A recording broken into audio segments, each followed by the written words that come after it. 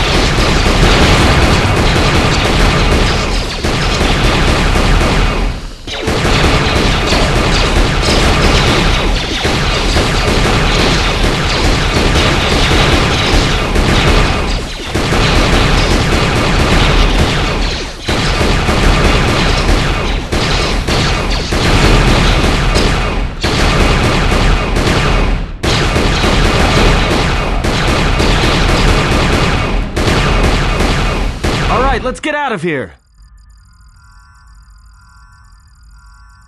There is no time. We must leave.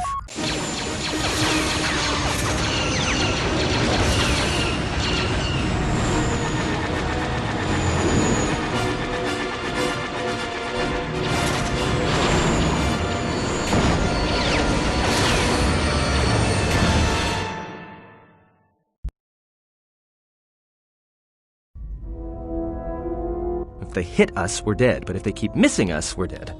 It's great odds.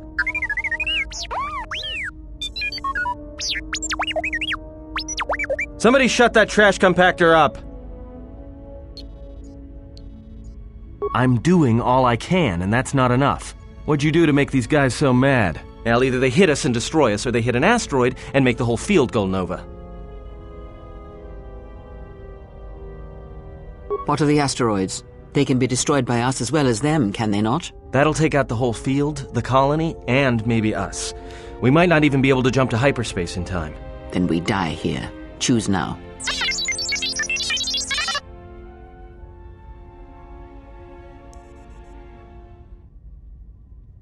Hold on! This is gonna get a little rocky.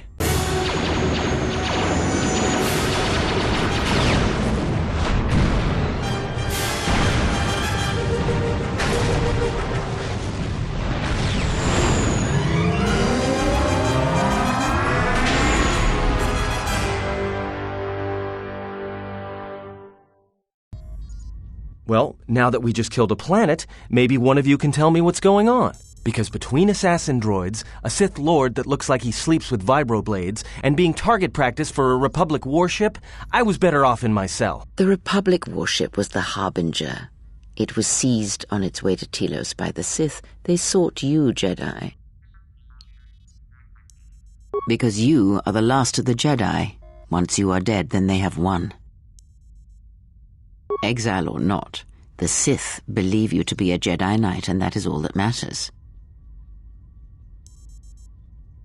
The Jedi Civil War destroyed the Jedi. By the war's end, barely 100 Jedi remained. Many fell in battle, and many more were seduced by Revan's teachings. The Jedi Academy on Dantooine is nothing more than a crater that echoes with the ghosts of dead Jedi. And the Jedi Temple on Coruscant lies empty. The waters in the Room of 1,000 Fountains have fallen still in reverence to the fallen Jedi and those now lost. Many Jedi blamed the teachings of the Jedi Masters for Revan's fall and the civil war that followed. Perhaps, but they are Jedi no longer. If the Sith have not already slain them, then they will not help you, nor can you help them. Yes, to aid in the recovery effort there. Many roads lead to Telos, including ours. Not like we have much of a choice, the Peragus astrogation charts being what they are. It is where we must go, and where the Harbinger was bound before our unfortunate encounter on Peragus. You were difficult to find, but coincidence was on our side. When I learned that you were on the vessel, I knew the Sith would not be far behind. When we intercepted the Harbinger, it was crippled, drifting in space. It was a simple matter to board the vessel and rescue you. Unknown to me, however, the Sith were already on board. Just as we made the jump to hyperspace, they fired upon us, nearly destroying the Ebon Hawk. Whatever occurred on board the Harbinger had rendered you unconscious. Though your thoughts were faint, I was still able to find you, sealed in one of the cargo holds. I do not know how the Ebon Hawk was able to make it to Be silent. We're having a conversation here.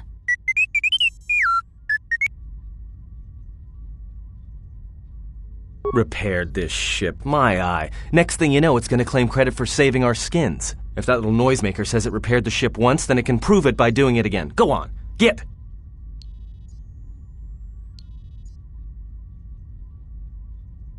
That is not an easy question to answer. This threat is greater than you know, and I do not believe it is a battle that can be fought.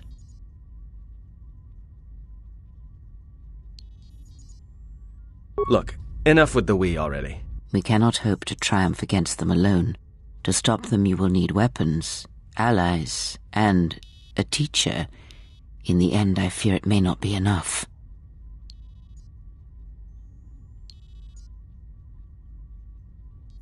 You fought in the Mandalorian Wars, and it cost you everything. Are you willing to sacrifice as much again? You are not listening to me. This is not like any field of battle you have ever fought in. Think carefully on your choice. If you choose to fight, if you choose war, it is a path few turn from once the first steps are taken. It carries with it a terrible price, and in the end you may find you have nothing left to sacrifice.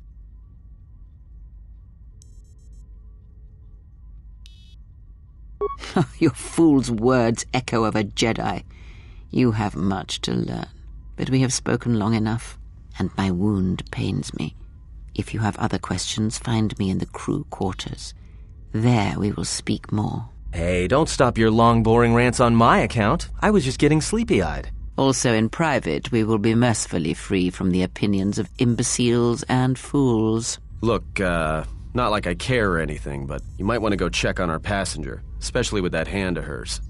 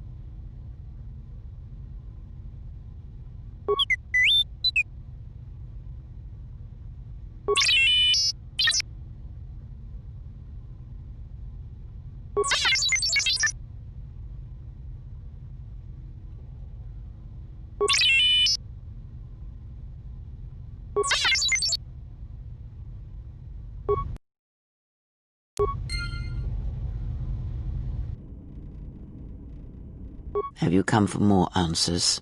There is little more left to give. That does not surprise me, any more than you hearing my thoughts when we were apart. The pain, however, was unexpected. If I could, I would have shielded you from it. Save your pity. I am here to save you, not the other way around.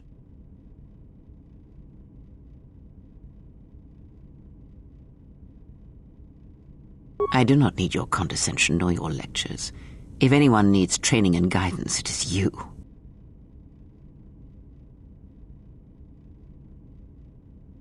I do not know. I fear that the consequences would have been more extreme.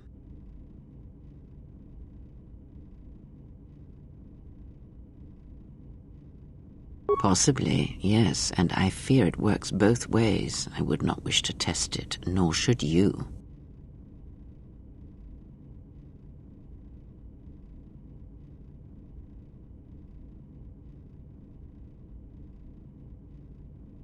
When battle is upon us, I suspect our minds are prepared enough to shield each other from the pain. I think we shall not have a repeat incident of what happened at Peragus. I confess its nature eludes me as well, but the bond is strong and its roots run deep. It seems the force flows easily between us. When one of us manipulates the force to heal or strengthen ourselves, the other is aided as well. A powerful technique indeed, though, as we have noticed, it has its drawbacks.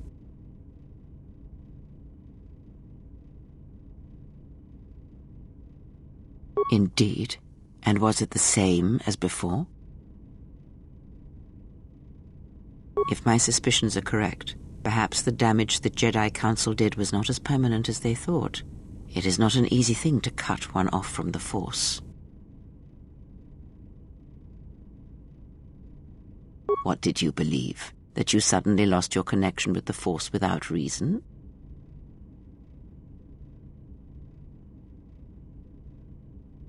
Indeed it is. It is much like losing one's ability to listen or being put into a deep sleep, unable to awaken to the galaxy around you. Such a thing has been done before, when Jedi have pronounced sentence on their own and exiled them as they did you.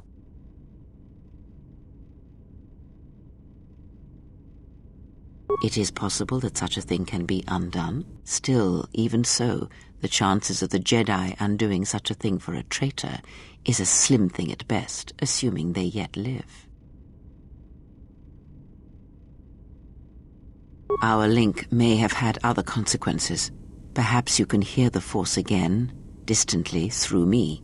If so, then there is hope. I may be able to teach you, train you to feel the Force again, and if you will not allow me to help you, then other Jedi must train you, or undo the damage they have done.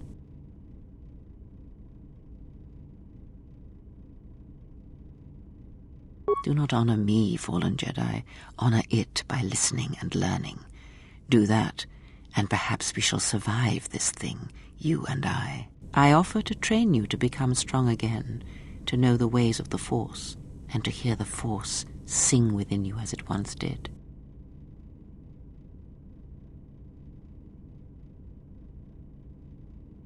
Then our training shall begin. Whenever I travel with you, I shall impart what I can to you through my words and presence. Ask, and I will answer.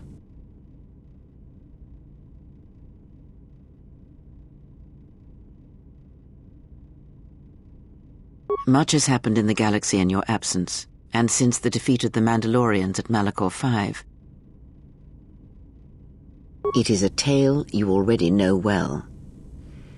Almost a decade ago, the Mandalorians began preying on the Republic, bringing the fires of war to many planets along the Outer Rim. Their predations continued, winning victory after victory, until the Republic finally begged the Jedi Council for aid.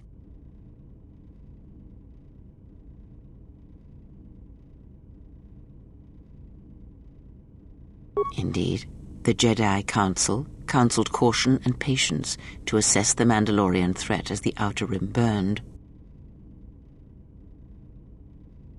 2 Jedi Knights, Revan and Malak, defied the Jedi Council. They challenged the Mandalorian fierceness and brutality on the battlefield with a viciousness of their own. Revan's entrance into the conflict marked the true beginning and end of the war. It was Revan who drove the Mandalorians back into the unknown regions.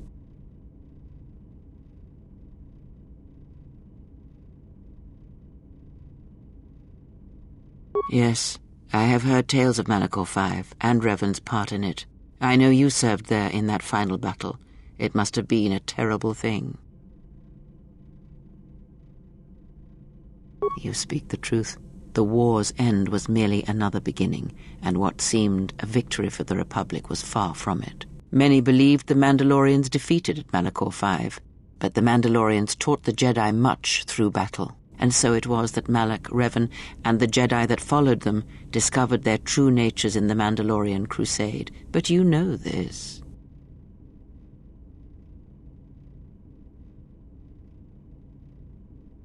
Consumed them? No. Taught them. Defined them? Yes. As Revan and Malak fought the Mandalorians in battle after battle, they grew to despise weakness, just as the Mandalorians did. In the end, the Mandalorians had taught them through conflict, shaped the Jedi, and turned them into a weapon against the Republic. Revan and Malak, and all the Jedi that served them, turned against the Republic and the Jedi Order. Jedi fought Jedi. Revan was ambushed by the Jedi and captured. Malak continued to wage war in his master's place, inflicting terrible wounds on the Republic. Wounds that bleed still.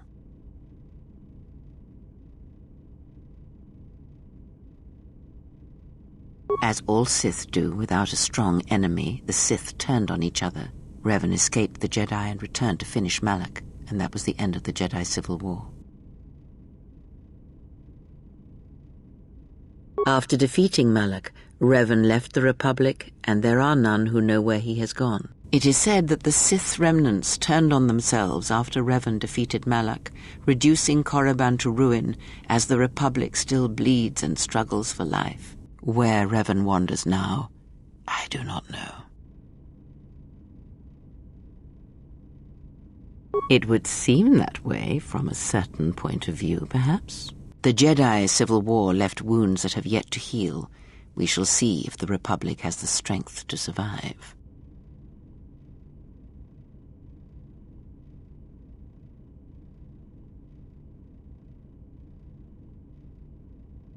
A culture's teachings, and most importantly the nature of its people, achieve definition in conflict. They find themselves lacking. Too long did the Republic remain unchallenged. It is a stagnant beast that labors for breath and has for centuries. The Jedi Order was the heart that sustained its sickness. Now the Jedi are lost. We shall see how long the Republic can survive.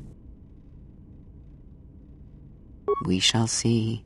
The Jedi Civil War cost the Republic much. The resources of the Sith seemed limitless. The Republic's was not. Fleets of warships, soldiers, and people were lost. Entire planets were decimated. Their inhabitants dead or refugees. It is a great burden for any civilization to bear. And this new threat, it is a quiet thing. Unlike the Jedi Civil War, it drives at something deeper than the strength of the Republic. It is aimed at you. The Republic was never what was important, ever. It was but a shell that surrounds the Jedi, just as the teachings of the Jedi are a shell surrounding the heart of man. You see, the war, the true war, has never been one waged by droids or warships or soldiers. They are but crude matter, obstacles against which we test ourselves. The true war is waged in the hearts of all living things, against our own natures, light or dark. That is what shapes and binds this galaxy, not these creations of man. You are the battleground, and if you fall, the death of the Republic will be such a quiet thing, a whisper, that shall herald the darkness to come. I would see to that fool in the cockpit, and remind him of our destination. I would not want him attempting to veer from Telos.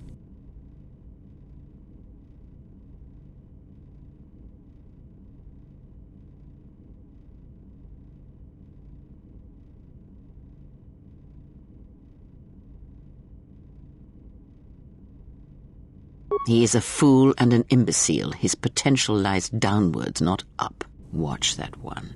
His thoughts are slippery. I do not trust him, and nor should you. Such a man serves himself first, and his allies next.